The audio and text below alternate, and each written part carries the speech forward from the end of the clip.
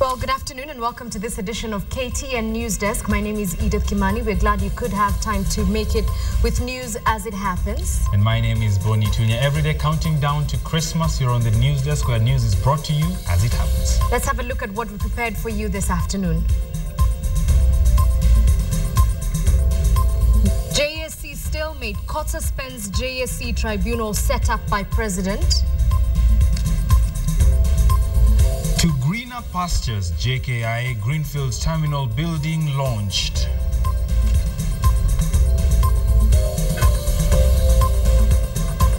Not on our watch, countrywide demonstrations of a controversial media bill.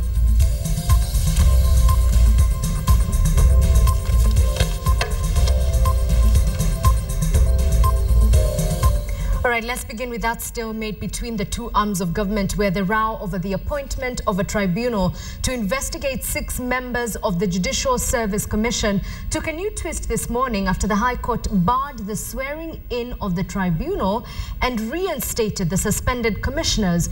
In his ruling, High Court Judge Justice George Odunga overturned last week's Gazette notice, which suspended the 6 JSC commissioners. Rita Tinina has the details. A day after JSC commissioners moved to court seeking to block the swearing-in of the tribunal appointed to investigate their conduct, the High Court ruled in their favor. The order of this court barring the suspension of the said commissioners is still in force. Accordingly, and needless to say, the effect of the grant of the orders of stay hearing will be to stay the suspension of the said 6 commissioners pending inter partes hearing of this application and all further orders for the court. Justice George Odunga barred the swearing-in of the Aaron Ringera-led tribunal. The ruling stops the tribunal, whose members are Jennifer Shamala, Ambrose Weda and Mutua Kilaka, from sitting and conducting any investigations against the 6 JSC commissioners Ahmed Nasir Abdullahi, Professor Christine Mango, Justice Mohamed Warsame, Reverend Samuel Kobia, Florence Mwangangi and Emilio Minde. Justice Odunga has also suspended the Gazette notice through which the 6 commissioners were suspended. In his ruling, the judge ordered that the JSC petition file be forwarded to the Chief Justice for him to appoint a 3-judge bench to hear the case within 2 weeks. The premises, I direct that this petition be placed before the Honour of the Chief Justice of the Republic of Kenya forthwith to consider impaneling a bench of at least 3 judges to hear and determine the issues raised in this petition. The ruling by the court has raised critical questions about the operations of not just the JSC, but also the judiciary. It is not clear who in the JSC made the decision to challenge the formation of the tribunal, since 6 of the JSC members were already under suspension. In today's ruling, the judge has directed that the 6 JSC commissioners remain in office pending the hearing and determination of their petition. The National Assembly has also been barred from discussing the suspension of the commissioners, with Justice Odunga directing that an earlier ruling on the same still stands. Questions abound as to whether or not the clerk of the National Assembly has been served with any ruling which seeks to stop Parliament from doing its work. Rita Tinina, KTN. Staying with that matter, President Uhuru Kenyatta has been urged to find a solution to end the ongoing wrangles between the 3 arms of government before the country falls into a constitutional crisis. Speaking during the admission of advocates into the bar at the Supreme Court, Law Society of Kenya Chairman Eric Mutua said the leadership within the judiciary, executive and the legislature were all to blame for the ongoing wrangles. He pointed out that the country is moving from the rule of law to the rule of the jungle, where not even a court orders are obeyed. Now, this comes after the president disbanded the Judicial Service Commission and appointed a tribunal to probe the 6 commissioners, a move that has spurred a lot of reaction across the political divide.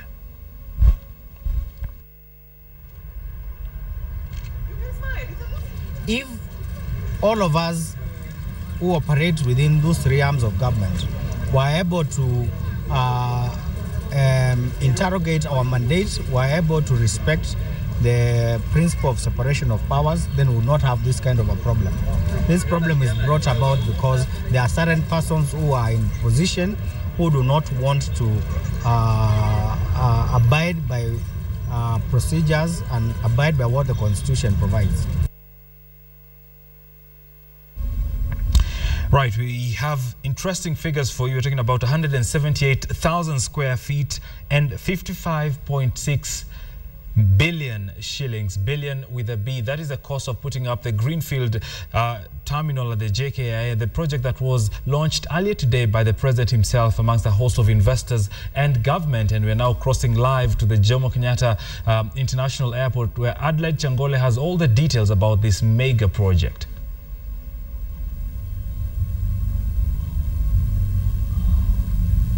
Can you hear me, Adelaide? The president was at the commissioning of the groundbreaking at the Greenfield Terminal, the Terminal 5 at the Jomo Kenyatta International Airport. It's been dubbed the Greenfield Terminal. It shall be able to handle 20 million passengers in any year, which is a huge increase from the 6.5 million that we handle currently. But of course, that shall increase to 9 million once Terminal 4 comes on board, and it shall increase to 29 million once the Greenfield Terminal is up and running by the end of 2016, according to government estimates. The terminal shall be put up at a cost of 55.7 billion shillings that shall be funded by the KAA itself without any concessioning, without any help from the government. The KAA has actually increased passenger service charge from 1,300 to 3,000 shillings and 3,400 shillings, and it expects to get 6.7 billion shillings annually from this, which it shall use to now meet the cost of the loan. The Greenfield Terminal, of course, will be ready by the year 2016. Right, Adeline. Of course, the participation of the Chinese was evident in that particular project. We understand it is a loan. Talk to us a little bit about how exactly this would be paid and what are the rates thereof.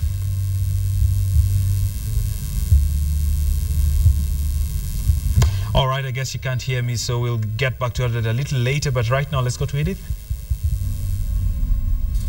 Well, thank you very much, Bonitunya. Let's have a look at what people are saying of the controversial media bill. And Bishop Cornelius Korir of the Catholic Diocese Church in Eldoret has added his voice to the media bill. Bishop Korir, in solidarity with the media fraternity, has expressed dissatisfaction in the way that the media is being handled and has called on Parliament not to tamper with freedom of expression. Korir was addressing the press before the journalists took to the streets in protest of the bill that would hamper the freedom of the media in the country. Now, Korir acknowledged the role of the media in peace building and sustainability of peace. President Uhuru Kenyatta has returned the controversial Kenya Information and Communication Bill 2013 to the National Assembly. My dissatisfaction with the way the media people have been handled, especially targeting the freedom of the press. And since our constitution allows the freedom of expression and the right to express what one thinks, I think since the president has returned the bill to Parliament, it's up to the Parliament to see and safeguard this expression of freedom so that our freedom of expression is not tampered with. Now, it has been termed draconian, and not just in Rift Valley or in Nairobi that people were protesting. Not just people, but the media, journalists were up in arms and picketing for their rights. Let's go to Machakos now with a look at how the media were expressing their displeasure at the proposed bill. The picture on your screen right now are the pictures of journalists protesting that particular part of the law.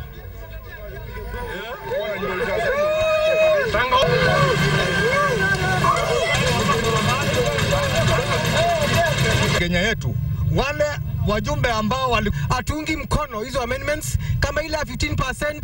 We are sending a message to our members of parliament wherever they are that they should know that the constitution gives the media the freedom of press, and we should be allowed to operate freely. We know how to regulate ourselves. We love this country. We know we must all work together in taking the country to the next level.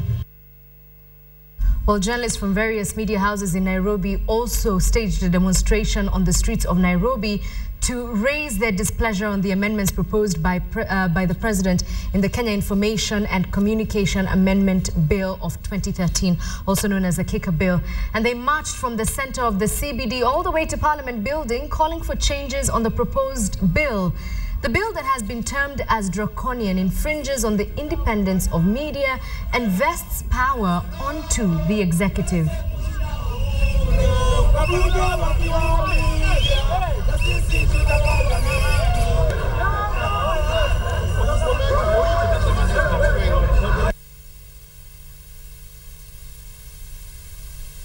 Sieke kwa sababu hata kutuma salama hatuwezi tuma because watangazaji wamefungiwa, miti ya pili imetufungia, hatuwezi sema lolote. Na we want the government iweze kutoa hii kafuli kwa kutoa hiyo miti ya pili ama kurekebisha hiyo miti ya pili kwa mzuri ndio tutoke under Sieke. At the moment we are under Sieke. It is going to stop us from expressing our freedom and passing the information that we get from our different sources, because if someone feels aggrieved by anything that we relay, whether on TV, on radio, or in the newspapers, I think the courts are there to settle those issues, or the companies that we represent can go to the courts and argue their cases out. Hatujafurahi, hatujaridhishwa kabisa na ile memorandum rais alituma kwa bunge ili ifanyiwe marekebisho. Tunaona kuwa vyombo vya habari na pia uhuru wa waandishi wa habari itadhulumiwa na tumekataa katakata.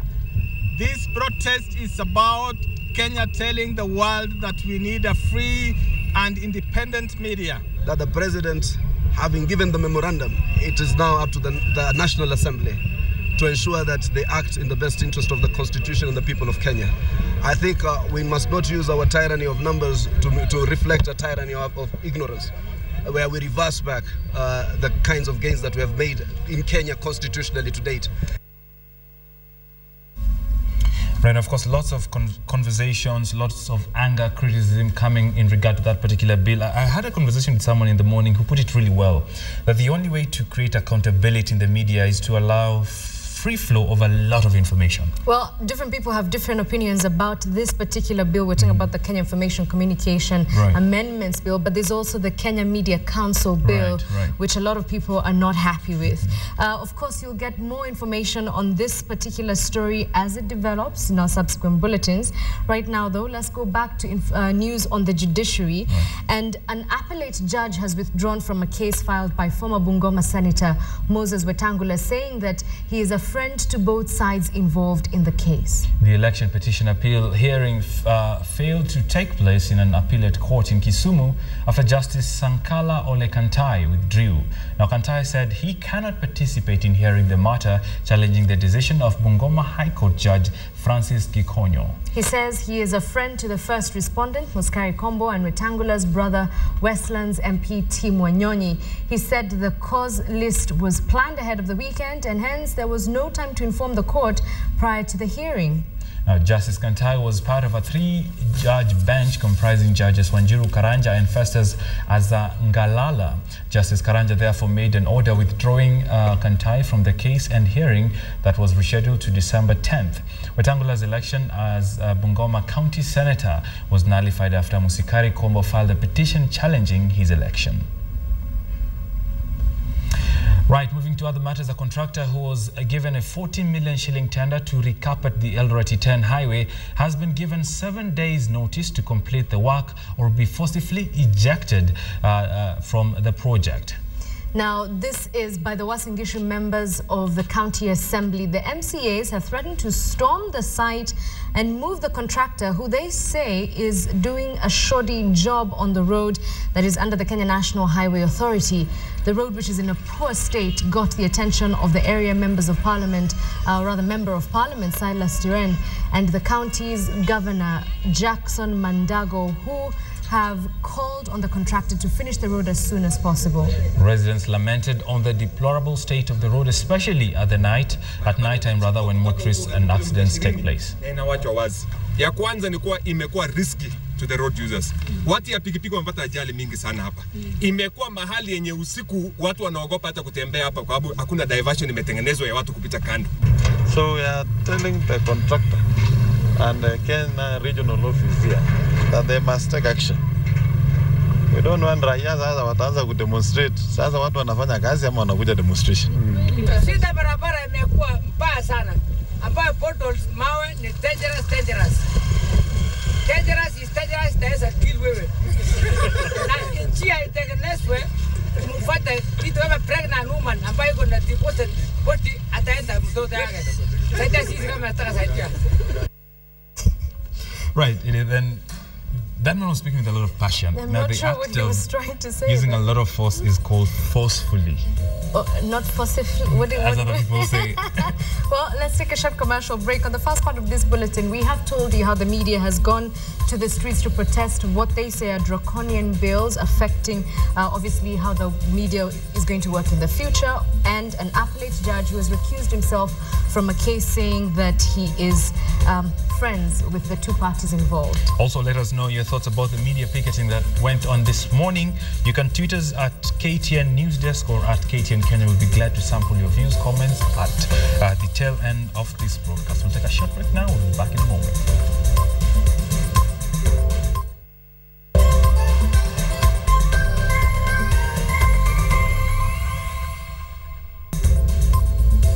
Welcome back to KTN News Desk. We're glad you're still watching. Right, let's talk business now. Nigeria's Minister for Agriculture and Rural Development, Akiwomi Adesina, has been named the 2013 Forbes Person of the Year for his contribution in jump-starting his country's weak farming industry. According to the judges, Adesina also, although a public servant, was prepared to get his hands dirty to tackle Africa's food problems. Other contenders for the same title were Africa's richest man and CEO of Dangote Group, Aliko Dangote, Africa Rainbow Minerals founder and South Africa's richest black man, Patrice Motsepe, Zenith Bank's group founder, Jim Ovia, and Zimbabwean Strive Masiyiwa, the founder of Econet Wireless. Now, Kenya's industrialist Manu Chandaria took home the Forbes Lifetime Achievement Award for his contribution to enterprise and education in Africa. And of course, I had a discussion with that particular person of the year, and it will be coming in a subsequent bulletin. Edith? Let's have a look at the sport now. The ongoing Sekafa Senior Challenge Cup sees Harambee Stars take on Zanzibar today at 4 p.m, while Ethiopia versus South Sudan match takes place earlier at 2 p.m. at the Afraha Stadium in Nakuru. Harambee Stars needs to win their encounter so as to get a qualification slot for quarterfinals. Great, we're just about to bring this to a landing. Not before we give you feedback on Twitter. Augustine Victor. Yes, it is Twitter. Twitter. Well, Augustine Victor says, bulletin with a difference. Thank you so much for watching. Vivian Kemunto actually has a question. She's asking, is 13th a holiday? Help, please. Wow. Not as far as I know. Well, Vivian, for today, let's stick with 12th. We'll let you know if 13th is indeed a holiday. All right, to our Did You Know fact of the day. Did you know it is not actually the shrapnel from a bomb that usually kills a disposal expert? That's a person who comes to defuse a bomb. Right. It is a shock wave. Apparently, the sudden change in internal and external pressure causes the internal organs to explode. Right. This is called blast-induced barotrauma. This is going to be very useful for you when you have a quiz night. So who has a quiz night? I do. My name selfish. My name is Edith Kimani. Actually, I don't have a quiz night. I just attend quiz nights. I'll invite you for the next one. Selfish either way. My name is Bonnie Tunja. Good afternoon. My name is Edith Kimani. Have a good afternoon.